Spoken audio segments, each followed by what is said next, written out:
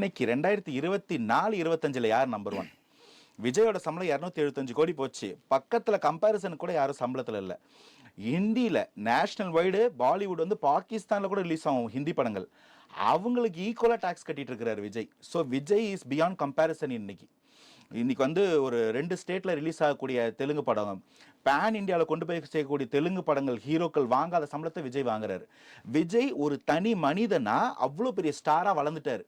இதுக்கு மேல விஜய்க்கு ஒரு வளர்ச்சின்னு சினிமாவில் இடமே கிடையாது. இதுக்கு மேலே எங்கே வளர போறீங்க? நீங்கள் தான் வானலும் வளர்ந்து நிற்கிறீங்களே அப்படின்றது தான் இவங்க விஜய்க்கு சொல்லக்கூடியது.